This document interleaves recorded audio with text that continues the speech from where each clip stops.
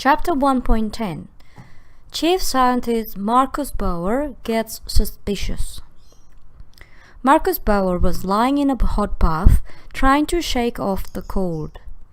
He hated waking up from cryogenic sleep, but what he hated even more was to spend months wasting his life doing unqualified and simple diminutive tasks for the army.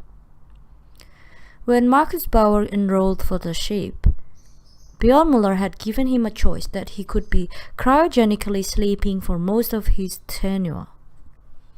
It had sounded great as it enabled him to get paid for 5 years, being able to afford a beautiful house when he got back to Earth, while being cryogenically frozen in time and not aging for most of his tenure. The drawback was missing out on what happened with his parents and back on Earth and the disconnect that caused. The worst drawback, however, was the cold when waking up after a session of cryogenic sleep. And Markus absolutely loathed waking up. Eventually, Markus felt warm enough. He put away his tea, got up from the bath and finally got dressed. He had a look at his briefing. His objective was to confirm the identity and the cause of death of Keila Eisenstein. Apparently, his boss had already publicly stated that Keila had been killed. So all that was expected of Markus was that he was to fall in line with his boss's expectation and sign the paper of confirmation. Markus scoffed at the notion that he would just be his manager's lapdog. He had his professional principles and would do a thorough job at examining the case. Markus entered the scientific morgue, and he immediately realized that something was amiss. The official explanation to the many bullet holes penetrating the body had been that Keila was running away from her pursuers and they shot her from behind with an excessive number of bullets to make sure she collapsed and died. Markus immediately dismissed this claim. All the bullets had the same entry angle, and none of the wounds showed any signs of fiber from clothing or body armor.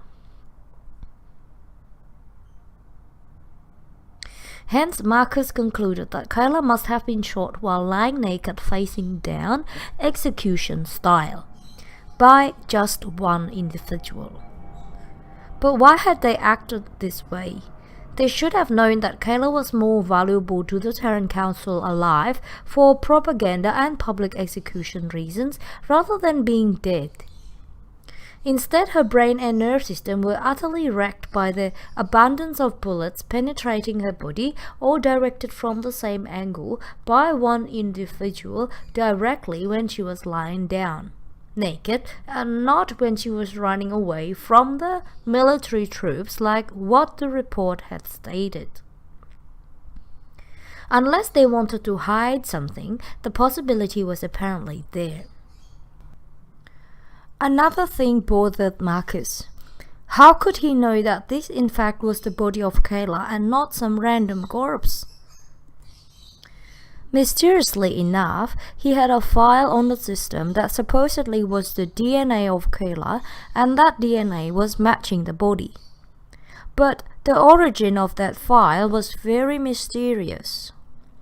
Usually, a record with the DNA of a suspect would come with a report stating how and when the DNA was collected and a detailed dossier on the suspect. Nothing of that was available, just a date stamp for the DNA file 25th of April 2868. 25th of April, year 2868. Markus thought about that date. He recalled something.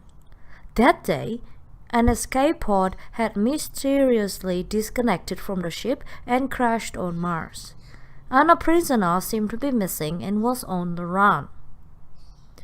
When he had met with Bjorn to discuss the matter, Bjorn had screamed at him and told him that it was none of his business, and everything was under control. This could not be a coincidence. Markus was thinking a bit longer. Bjorn was definitely hiding something, but he could not be collaborating with the rebels. After all, Bjorn had ordered the destruction of Keila's ship, thus killing its crew only a week earlier. Markus could not contain himself any longer, and he walked to Bjorn's quarters to confront him to find out the truth.